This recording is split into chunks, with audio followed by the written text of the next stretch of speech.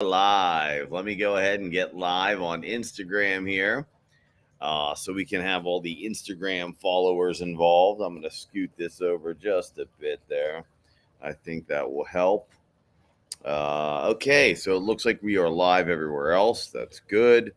Yeah, let's go ahead and put that camera there. There's YouTube.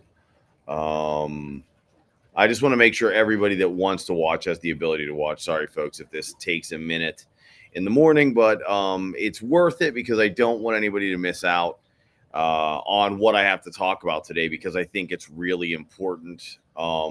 We talk a lot about risk management. We talk quite a bit about investment management. And the one piece of the puzzle when it comes to here we go with Instagram. It looks like we're finally going there. There we go.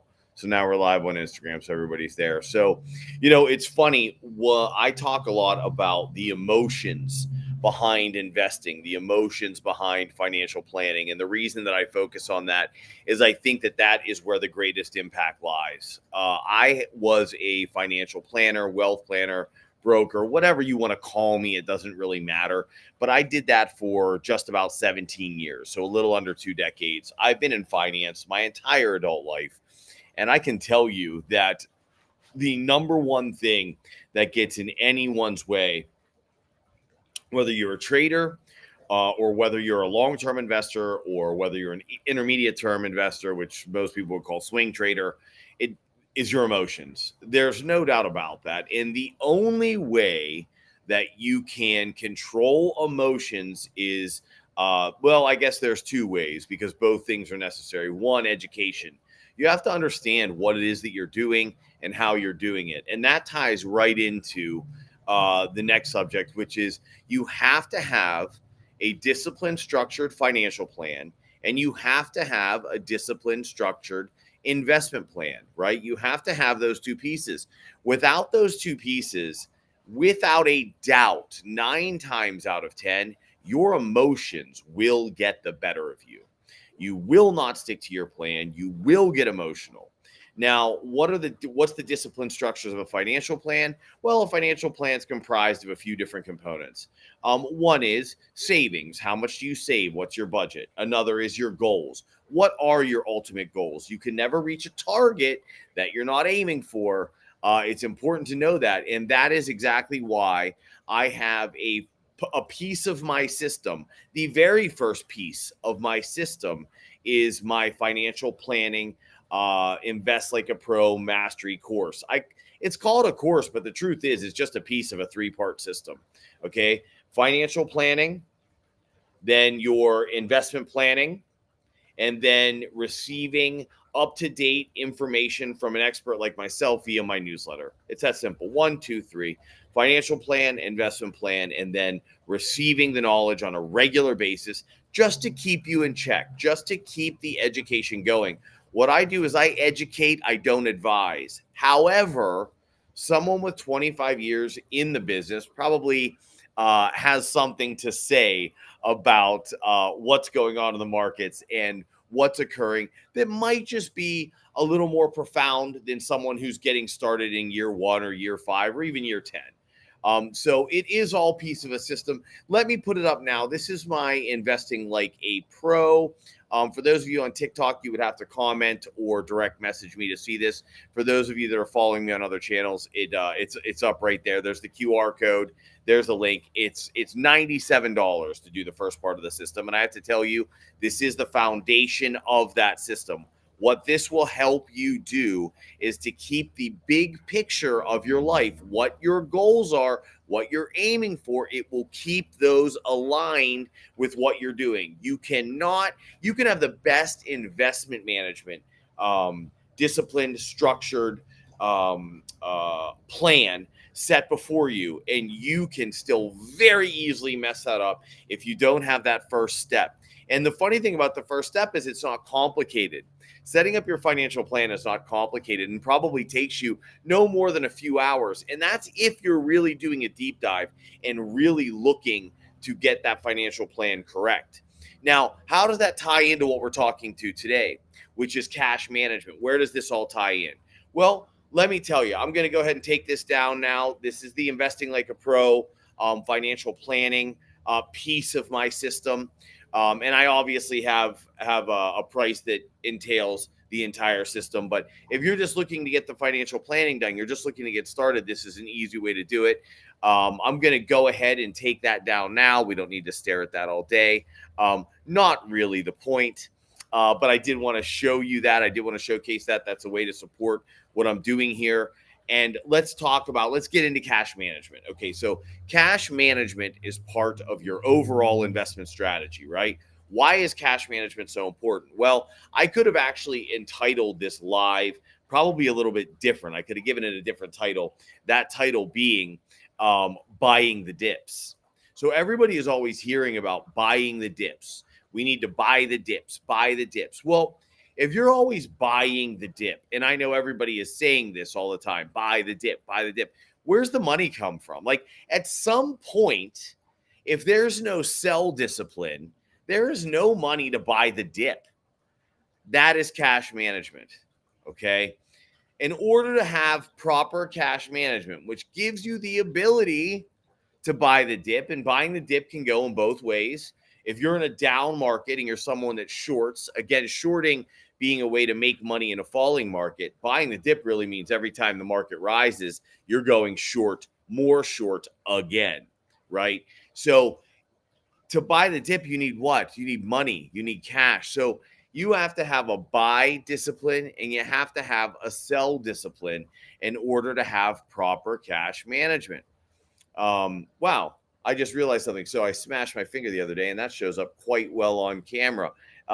It doesn't hurt as bad as it looks like it probably should, I assure you. But that's funny. I just noticed it. I don't want to get off topic, but cash management really is your buy and sell discipline, because you always want to have cash on hand. And for those of you that are a little more active, you're probably going to look to have a little more cash on hand than someone that is simply looking at a long-term scenario. So if you're looking out 15 years, which you're going to have life changes throughout 15 years, no one is actually going to set up a portfolio, a financial plan, or an investment plan that is going to last 15 years without changes. I assure you. If you find yourself in that position, you're doing something wrong. You're not updating enough. You're not paying enough attention to what's going on in your own life. That's just not a possibility. The reality is you can probably set up, if you're going long-term, again, long-term, you're not very active. You're probably looking at 3 to 5 years at a time, but somewhere in there, you're going to have to make changes probably to the financial plan and the investment plan. I don't see any way around that. They're going to have people out there going to say, no, I put it in a fund that has a date. It says 2052, I retire, and that's where I leave it. Well, that's well and good that you're using this fund. But if you're not updating your financial plan, for example, when you buy a house, I know your cash position drops. When you're buying a car, I know a cash position drops. When you're saving for your kids' education, just many life events, large life events. Maybe there's an inheritance from family. These things have to be updated because that will adjust the financial plan, which in turn automatically adjusts your investment plan. So, again, cash management can be different for everyone. And that's why it's so important to set up your financial planning, your investment plan. My personal opinion is always to do that one-on-one with somebody. But there are ways like my system where you are able to do it for yourself, and you're able to do it like to a high degree of accuracy and a high degree of professionalism. These are not things that the average person can't think through and do on their own. You absolutely can. It might take a little more effort, but you can absolutely do that. The reason a professional can be so helpful to you is it will save you time and probably make things a bit more accurate. You're going to overlook certain things that for someone like me, who has probably gone through 1,000 or more financial and investment plans one-on-one with people, I'll say, hey, you forgot about this, you forgot about that. Okay, so you say that you want to be actively managing. How much time do you want to spend? I can really help you narrow down some of those pitfalls. But again, back to the conversation, buying the dip. I don't want to get away from this. This isn't strictly a sales pitch on what I do, although what I do comes into play simply because that's what we're talking about. We're talking about what I do on a day-to-day basis for my clients and my students. So buying the dip, this is where emotions come into play. So how do you know? Then this brings you right back to, how do you know if it's a dip or if you're entering a bear market or a correction? So maybe it's going to fall 10%, maybe it's going to fall 20+%. How how do you know? How are you aware of that?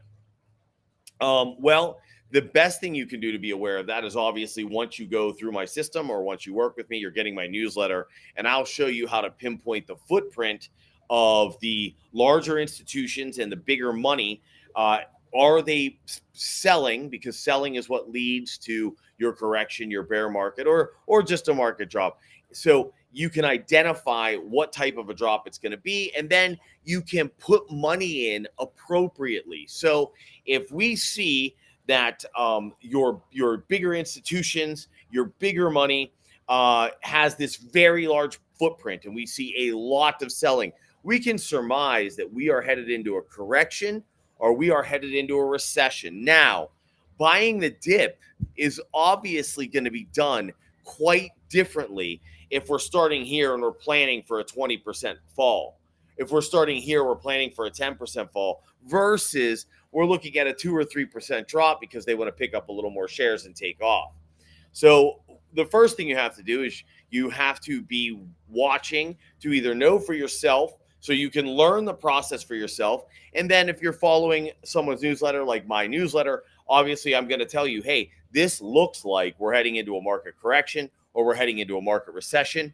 If it looks more like a recession, it looks bigger the way it did in December of 2021, I can tell you that the footprint was so large, there was very little doubt that we were heading into a 20+ correction, at least on the NASDAQ, 15+ on the S&P. There was very, very little doubt. So if you know that and you say, okay, I'm the kind of person that likes to carry 20% cash, I would like to add 10% of this cash in. Well, obviously, you're going to adjust the way you're inserting that cash. So perhaps you're going to say, I am going to ignore the first 5% drop.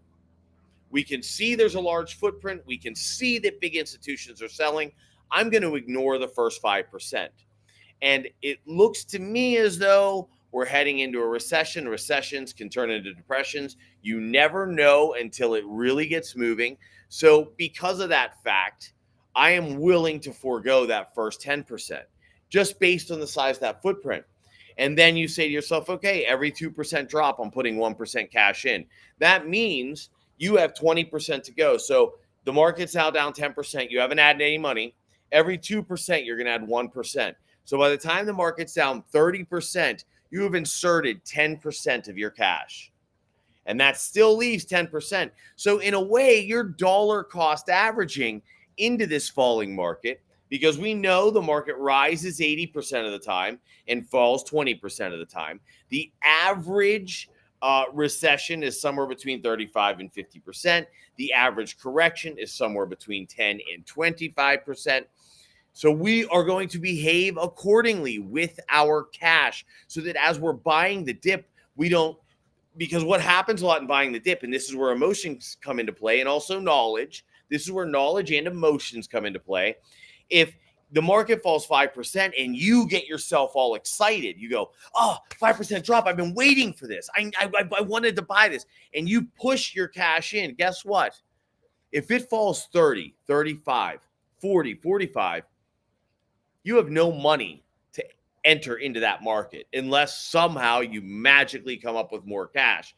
Now, if you set up your financial plan properly and you set up your investment plan properly, you're not going to have cash there because you're running yourself efficiently. You're running your finances and you're running your investments efficiently. So there is no cash just sitting there to throw into the market.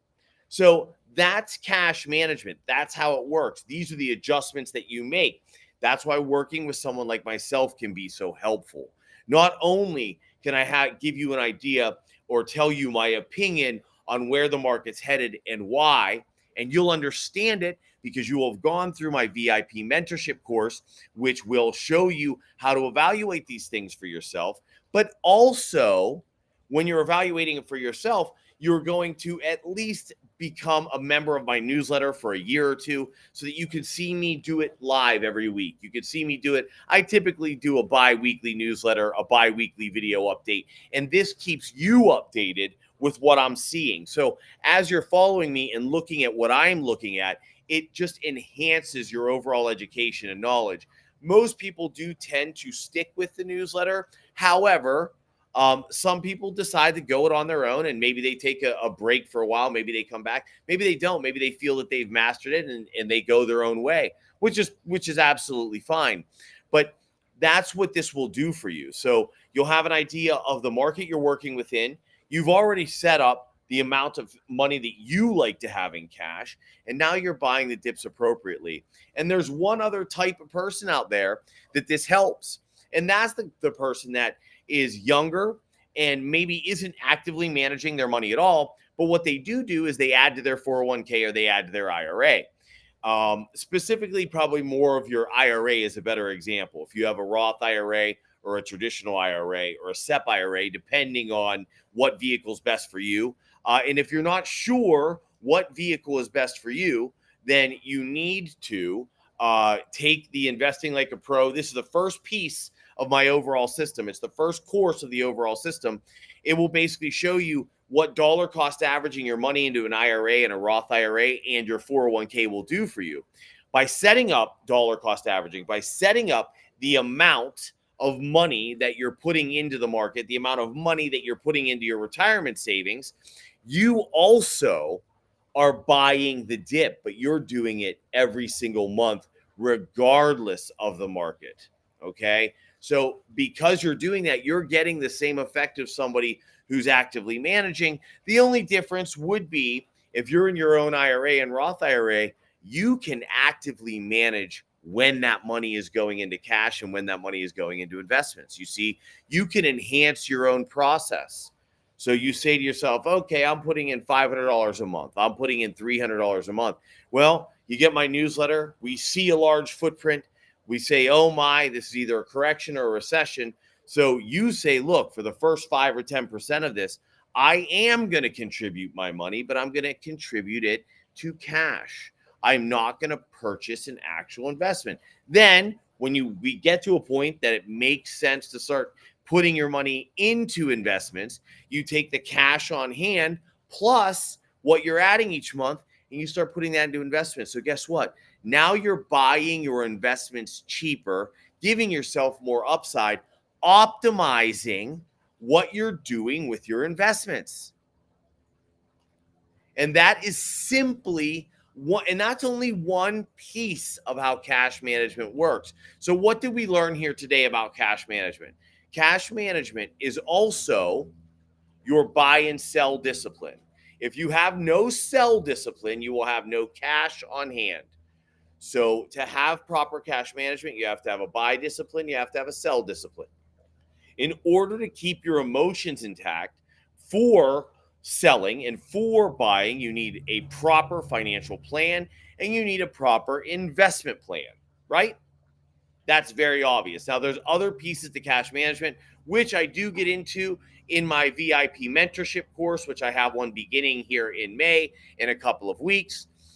In the VIP mentorship course, we go through all aspects of cash management, all aspects of investment management, and all aspects of risk management, basically turning you into a professional, at least from an education standpoint, maybe not from experience, but from a knowledge standpoint. You're going to get 25 years of knowledge given to you in 6 weeks. And then you'll simply subscribe to my newsletter to further that education and see the market through my lens, see the market through my eyes. Okay, I think that is good for today. We went over cash management today. We went over one piece of cash management. Remember, there is no cash management if you don't have a sell discipline. You need a buy discipline and a sell discipline. And remember, the dollar cost averaging, meaning you put certain amounts of cash to work at certain levels, is one of the critical points of cash management.